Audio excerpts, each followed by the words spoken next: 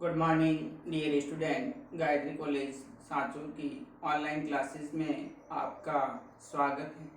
आज हम BSc final year में ऑर्गेनिक केमिस्ट्री के अंदर next topic mechanism of addition polymerization, योगात्मक जो बहुलीकरण है उसकी क्रियाविधि है उस पर डिस्कस करेंगे। इससे पहले वीडियोज़ में हमने अलग अलग जो क्लासिफिकेशन है पॉलीमर्स का उस पर डिस्कस किया था, जिसमें फिजिकल प्रॉपर्टीज़ के आधार पर, स्ट्रक्चर के आधार पर और तीसरा था जो फॉर्मेशन किस प्रकार से होता है बहुलक का उस बेस पर। तो उसमें हमने दो पढ़े थे, एक योगात्मक बहुलीकरण होता है एडिशन पॉलीमराइजेशन और दूसरा कंडस्ट पॉलीमराइजेशन संघनन बहुलीकरण होता है। योगात्मक बहुलीकरण जिसको हम श्रृंखला वृद्धि बहुलीकरण कहा जाता है, स्टेप ग्रोथ पॉलीमराइजेशन भी कहते हैं। तो इसमें जो एकलक इकाइयाँ होती है वो सभी समान प्रकार की एकलक इकाइयाँ आपस में जुड़ करके बहुलक का निर्माण करती हैं, तो उसे हम योगात्मक एडिशन पॉलीमराइजेशन कहते हैं। इसके अंदर जो एकलक इकाइयाँ भाग लेती है वो अनसैचुरेटेड होती है, असंतृप्त होती है, जो कि आपस में जुड़कर के एक वृहद अणु मैक्रोमोलिक्यूल का निर्माण करेगी। तो जो एडिशन पॉलीमराइजेशन होता है वो किस तरह से होता है, उसकी क्रियाविधि क्या है। क्रियाविधि के अंदर हम बात करते हैं, इसमें एडिशन पॉलीमराइजेशन के अंदर दो अलग अलग तरीके से, एक तो फ्री रेडिकल विनाइल पॉलीमराइजेशन और दूसरा होता है ionic vinyl polymerisation. Free radical vinyl polymerisation के अंदर कोई फ्री रेडिकल होगा, मुक्त मूलक होगा, और उस मुक्त मूलक की उपस्थिति में जब अभिक्रिया प्रारंभ होती है और वो आगे फिर एकलक इकाई के साथ अभिक्रिया करके उसको फ्री रेडिकल बनाता है, मुक्त मूलक बनाता है, फिर आगे से आगे एकलक इकाइयाँ फ्री रेडिकल के रूप में आपस में जुड़ती जाती है, तो इसको हम फ्री रेडिकल विनाइल पॉलीमराइजेशन, मुक्त मूलक विनाइल बहुलीकरण कहा जाता है। तो इसके अंदर देखिए, बहुलीकरण में जो प्रारंभिक पद होता है शुरुआत के अंदर, ये जो पॉलीमराइजेशन होता है वो 3 स्टेप में कंप्लीट होता है। फर्स्ट स्टेप के अंदर चैन इनिशिएटिंग स्टेप बोलते हैं हम, श्रृंखला प्रारंभ करने वाला पद। तो उसके अंदर जो फ्री रेडिकल होता है उसको इनिशिएट करने के लिए लाइट या फिर हीट करते हैं प्रारंभिक पदार्थ, जैसे कि हम पर एसिड है, हाइड्रोजन पेरोक्साइड है, या कोई अदर पेरोक्साइड है, पर एस्टर है। ये प्रारंभिक पदार्थ जो अभिक्रिया को इनिशिएट करेगा, तो ये लाइट या टेम्परेचर जो ताप होता है उसके कारण होमोलाइटिक क्लीवेज होकर के फ्री रेडिकल बनाएगा, और वो फ्री रेडिकल फिर आगे जो मोनोमर यूनिट होती है, एकलक इकाई होती है, उसके साथ रिएक्शन करेगा, फिर वापस उसमें होमोलाइटिक बॉन्ड क्लीवेज होगा, वापस फ्री रेडिकल बनेगा। तो इस प्रकार से सेकेंड स्टेप के अंदर जो एकलक इकाई होती है फ्री रेडिकल बनी हुई, वो वापस दूसरी एकलक इकाई के साथ में मोनोमर के साथ में जुड़कर के एक लंबी श्रृंखला बना देते हैं, जिसको हम चैन प्रोपेगेशन स्टेप कहा जाता है, श्रृंखला संचरण पर। और फिर तीसरा जो होता है चैन टर्मिनेशन स्टेप होता है, जिसमें दो बड़ी बड़ी जो फ्री रेडिकल युक्त श्रृंखलाएं होती है वो आपस में जुड़कर के अभिक्रिया को समाप्त कर देती है। तो देखिए यहाँ पर फ्री रेडिकल विनाइल पॉलीमराइजेशन में यह बहुलीकरण प्रारंभिक पदार्थ की उपस्थिति में होता है। इसमें इनिशिएटिंग जो प्रारंभिक पदार्थ होगा उसको हम लेंगे और वो अपघटित होकर के क्या बनाता है, मुक्त मूलक फ्री रेडिकल बनाता है। जैसे ROOR पेरोक्साइड है, हाइड्रोजन पेरोक्साइड, पर एसिड, पर एस्टर एटसेट्रा। तो ये होते हैं, इनको बहुलीकरण को प्रारंभ करने की प्रक्रिया के लिए जो प्रारंभिक पदार्थ उपयोग में लिए जाएंगे, तो वो पर एसिड हो सकता है, पर एस्टर हो सकता है, हाइड्रोजन पेरोक्साइड, या फिर कोई अदर पेरोक्साइड हो सकता है। तो ये अभिक्रिया 3 पदों के अंदर पूर्ण होगी। योगात्मक जो बहुलीकरण होता है वो फ्री रेडिकल मैकेनिज्म के थ्रू 3 स्टेप में कंप्लीट होगा। सबसे पहले चैन इनिशिएटिंग स्टेप, श्रृंखला प्रारंभ पद, तो इसके अंदर जो हम प्रारंभिक पदार्थ लेते हैं, जो भी एस्टर पर एसिड या पर एस्टर या हाइड्रोजन पेरोक्साइड या अदर पेरोक्साइड है, तो वो पेरोक्साइड ताप या प्रकाश की उपस्थिति में होमोलाइटिक क्लीवेज समांश विखंडन द्वारा पहले फ्री रेडिकल बनाता है, मुक्त मूलक बनाता है, जो कि एकलक जो अणु है मोनोमर जो यूनिट उसके साथ में जुड़ करके अभिक्रिया क्या कर देता है, प्रारंभ करता है। तो यहाँ देखिए जैसे कोई पेरोक्साइड लेते हैं अपन ROOR, तो ये लाइट की प्रेजेंस में इसमें होमोलाइटिक बॉन्ड क्लीवेज होगा और दो अणु आरो फ्री रेडिकल के, आरो मुक्त मूलक के बनेंगे। यहाँ से बॉन्ड क्लीवेज होगा, एक इलेक्ट्रॉन ऑक्सीजन के पास, आरो फ्री रेडिकल, आरो फ्री रेडिकल। अब ये आरो फ्री रेडिकल है वो मोनोमर एकलक जो कि विनाइल क्लोराइड लिया हमने, इसके साथ में रिएक्शन करेगा, तो यहाँ से ये आरो रेडिकल का एक इलेक्ट्रॉन वापस इसके साथ में जो पाई बंद है इसका समांश विखंडन होगा और ये समांश विखंडित होकर के ये इलेक्ट्रॉन इस पाई बंद के एक इलेक्ट्रॉन के साथ जुड़ करके कार्बन ऑक्सीजन के बीच में सिग्मा बंद बना देगा और इस कार्बन पर एक फ्री रेडिकल आ जाएगा, मुक्त मूलक बन जाएगा, ROCH2CH रेडिकल। अब ये जो रेडिकल है आगे नेक्स्ट दूसरा जो मोनोमर यूनिट होगी उसके साथ में रिएक्शन हो गए, तो इस प्रकार से बार बार एकलक इकाइयां सेकेंड स्टेप के अंदर बार बार जुड़ती जाएगी, जिसको हम चेन प्रोपेगेशन स्टेप कहते हैं, श्रृंखला संचरण पर। इसमें एकलक इकाइयां जुड़कर एक बड़े मुक्त मूलक का निर्माण करती हैं। तो यहाँ से देखिए वापस ROCH2CHCl जो रेडिकल है ये अगली एकलक इकाई विनाइल क्लोराइड की CH2 डबल बॉन्ड CHCl इसके साथ विक्रिया करेगी, तो वापस यहाँ से ये जो रेडिकल है वो आपस पाई बंद का होमोलाइटिक क्लीवेज होगा और ये इलेक्ट्रॉन इस इलेक्ट्रॉन के साथ जुड़ करके कार्बन कार्बन के बीच में बंध बना देंगे और यहाँ से CHCl वापस रेडिकल बन जाएगा। फिर इस प्रकार से बहुत सारी इकाइयां विनाइल क्लोराइड की आपस में जुड़ती जाएगी और जुड़ करके इस प्रकार से ROCH2CHCl CH2CHCl का होल NCH2CHCl रेडिकल। तो इस प्रकार से एक रेडिकल का बहुत बड़ा मॉलिक्यूल बन जाएगा और ये जो रेडिकल की इकाइयां होती है वो आपस में नेक्स्ट थर्ड स्टेप के अंदर, जिसको हम चेन टर्मिनेशन स्टेप कहते हैं, श्रृंखला समापनपन, तो दो मुक्त मूलक इकाइयां आपस में योगात्मक या असमानुपातन द्वारा जुड़ करके विक्रिया को क्या कर देती है, समाप्त कर देती है। तो यहाँ पर देखिए एक जैसे ये इकाई है फ्री रेडिकल की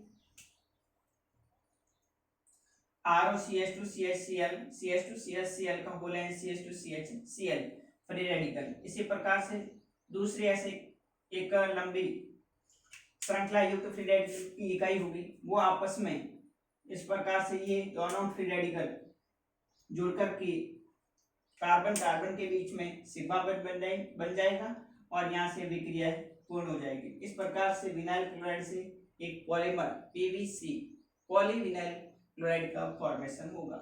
तो ये है फ्री रेडिकल मैकेनिज्म के थ्रू विनाइल पॉलीमराइजेशन किस तरह से होता है योगात्मक बहुलीकरण के अंदर। तो सबसे पहले इसमें इनिशिएटिंग जो पदार्थ होता है वो लाइट की प्रेजेंस में फ्री रेडिकल बनाता है और वो फ्री रेडिकल फिर मोनोमर जो यूनिट्स होती है, एकलक जो इकाई होती है उसके साथ में जुड़ करके वापस फ्री रेडिकल बनाएगी और ये फ्री रेडिकल वापस चेन प्रोपेगेशन स्टेप के अंदर जुड़ करके नेक्स्ट नया फ्री रेडिकल बनाएगी। इस प्रकार से n इकाइयां एकलक की वो आपस में जुड़ करके फ्री रेडिकल मॉलिक्यूल बनता जाएगा और लास्ट में फिर दो बड़ी फ्री रेडिकल इकाइयां आपस में जुड़ करके अभिक्रिया को समाप्त कर देती है। अब हम नेक्स्ट बात करेंगे अगला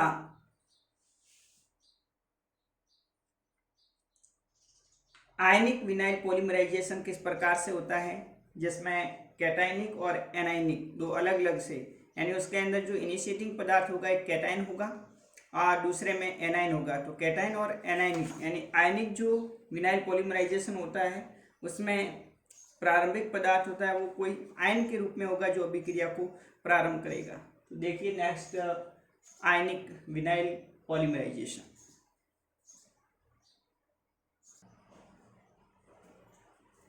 आयनिक विनाइल पॉलीमराइजेशन के अंदर जो विनाइल डेरिवेटिव मोनोमर है उसका बहुलीकरण आयनिक क्रियाविधि के द्वारा संपन्न होता है।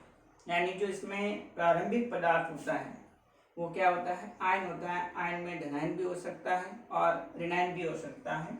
अतः इसको हम दो अलग अलग प्रकार हैं, कैटायनिक पॉलीमराइजेशन और एनायनिक पॉलीमराइजेशन। धनायनिक जो बहुलीकरण होता है उसके अंदर जो अभिक्रिया इनिशिएट करेगा वो अम्ल उत्प्रेरक होता है, एसिड कैटालिस्ट, जैसे कि सल्फ्यूरिक अम्ल है, HF हाइड्रोजन क्लोराइड है, H3PO फॉस्फोरिक एसिड है व AlCl3 एल्यूमिनियम क्लोराइड है आदि की उपस्थिति में प्रारंभ होता है। इनसे प्राप्त इलेक्ट्रॉन्स ने विनाइल मोनोमर पर आक्रमण करके मध्यवर्ती कार्बोकैटायन बनाता है। तो ये जो अभिक्रिया होगी कैटायनिक पॉलीमराइजेशन यानी धनायनिक जो बहुलीकरण होता है उसमें इनिशिएटिंग जो पदार्थ होता है, प्रारंभिक जो पदार्थ होता है वो एसिड कैटालिस्ट होता है, अम्ल उत्प्रेरक होता है। ये क्या करते हैं, पहले जो विनाइल मोनोमर होता है, विनाइल जो एकलक इकाई होती है उसके साथ में जुड़कर के मध्यवर्ती कार्बोधनायन बनाएंगे। तो यह अभिक्रिया भी 3 पद में संपन्न होगी, चैन इनिशिएटिंग स्टेप, चैन प्रोपेगेशन स्टेप और चैन टर्मिनेशन स्टेप। चैन इनिशिएटिंग स्टेप श्रृंखला प्रारंभ पद के अंदर जो एसिड कैटालिस्ट है वो एसिड कैटालिस्ट E+ यानी धनायन है, एकलक जो मोनोमर है विनाइल उसके साथ में जुड़ेगा। तो ये इस पाई बंध के इलेक्ट्रॉन को लेकर के कार्बन और E के बीच में बंध बन जाएगा। ये कार्बन इलेक्ट्रॉन न्यून होते वापस पर प्लस आ जाएगा। इस प्रकार से एक मध्य कार्बोकैटायन कार्बोधनायन का निर्माण होगा। ये कार्बोकैटायन वापस नेक्स्ट चैन टर्मिनेशन स्टेप के अंदर जो दूसरा विनाइल एकलक है उसके साथ में अभिक्रिया करेगा। तो यहाँ से ये वापस पाई बंध के इलेक्ट्रॉन को एक्सेप्ट करके कार्बन कार्बन के बीच बंध बनाएगा, वापस नया धनायन बन जाएगा। तो इस प्रकार से बहुत सारी जो विनाइल एकलक इकाइयां हैं वो आपस में इसके साथ में जुड़ती जाएगी और एक लंबी श्रृंखला बन जाएगी। उसके बाद चैन टर्मिनेशन स्टेप के अंदर नाभिक स्नेह की उपस्थिति में जो न्यूक्लियोफाइल है उसकी उपस्थिति में या फिर कुछ सॉल्वेंट होगा उसमें एक प्रोटॉन त्याग करके वापस अभिक्रिया है क्या समाप्त हो जाती है। तो यहाँ से देखिए एक जो CH2 में से एक हाइड्रोजन है वो निकल जाएगा, फिर वापस कार्बन कार्बन के बीच में पाई बंध बन जाएगा। इस प्रकार से एक अभिक्रिया है वो H+ त्यागने के बाद समाप्त हो जाती है और बहुलक प्राप्त होता है। तो ये है कैटायनिक पॉलीमराइजेशन। विशेषकर इसमें ध्यान ये रखना है कि जो कैटायनिक पॉलीमराइजेशन होता है उसमें इनिशिएटिंग पदार्थ क्या लेते हैं, तो उसके अंदर एसिड कैटालिस्ट लिया जाता है।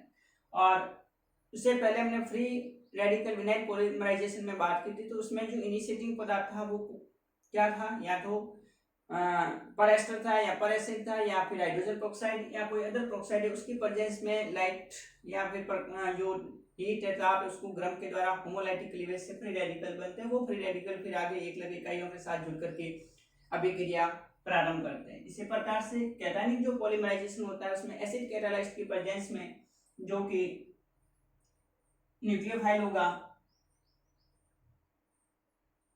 इलेक्ट्रोफाइल होगा, वो इलेक्ट्रोफाइल इस एकलक इकाई के साथ में जुड़कर के कार्बोकैटायन बनाएगा और वो कार्बोकैटायन फिर अगले एकलक इकाई के साथ जुड़ करके वापस कार्बोकैटायन बनाएगा। इस प्रकार से इकाइयां जुड़ती जाएगी और फाइनली हम कोई न्यूक्लियोफाइल होगा या फिर सॉल्वेंट में एक प्रोटॉन त्याग करके अभिक्रिया वो समाप्त हो जाती है। तो ये है कैटायनिक पॉलीमराइजेशन। ऐसे कैसे हम बात करें एनायनिक पॉलीमराइजेशन की, तो एनायनिक पॉलीमराइजेशन के अंदर एनायन होता है वो उसके अंदर अभिक्रिया को इनिशिएट करेगा, प्रारंभ करेगा और उसके बाद में वो भी तीनों स्टेप के अंदर चैन इनिशिएटिंग, चैन प्रोपेगेशन और चैन टर्मिनेशन स्टेप में अभिक्रिया संपन्न होगी। तो देखिए किस प्रकार से एनायनिक पॉलीमराइजेशन होता है।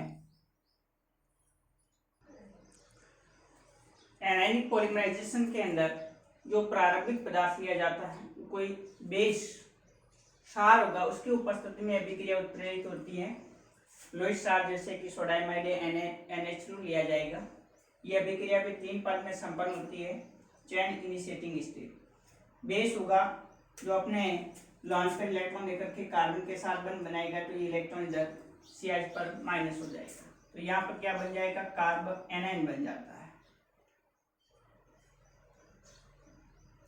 कार्बोरेनाइन बनेगा। उसके बाद में फिर इस कार्बोरेनाइन के साथ नेक्स्ट जो मोनोमर 1,00,000 इकाई विनाइल साइनाइड की आएगी, तो ये वापस क्या करेगा, अपने जो लॉन पेयर इलेक्ट्रॉन है वो देकर के कार्बन के साथ बंध बनाएगा, वापस CH पर क्या आ जाएगा, माइनस। इस प्रकार से 1,00,000 इकाइयाँ जुड़ती जाएगी और एनाइन बनता जाएगा। तो n इकाइयाँ विनाइल साइनाइड की जुड़ करके इस प्रकार से एक बहुत बड़े रेनाइन का निर्माण करेगी। फिर तीसरे स्टेप में कोई प्रोटॉन्स है, इसके द्वारा एक्सेप्ट कर लिया जाता है और वो प्रोटॉन ग्रहण करके अभिक्रिया को क्या कर देते हैं, समाप्त कर देते हैं। तो यहाँ से देखिए H+CH के साथ में जुड़ करके CH2 बना देगा। तो इस प्रकार से ये विनाइल साइनाइड से पॉलीविनाइल साइनाइड PVC जो बहुलक है उसका निर्माण होगा। तो एनायनिक पॉलीमराइजेशन के अंदर जो लोई क्षार होता है उसकी उपस्थिति में अभिक्रिया इनिशिएट होती है, जिसको हम एनायनिक पॉलीमराइजेशन कहा जाएगा। अब हम नेक्स्ट अगले टॉपिक के अंदर डिस्कस करेंगे ज़िग्लर-नाटा पॉलीमराइजेशन क्या होता है। इसका विशेष एग्जाम में सवाल पूछा जाता है, ज़िग्लर-नाटा बहुलीकरण और इसकी क्रियाविधि। अगले वीडियोस में डिस्कस करेंगे। Okay, thank you.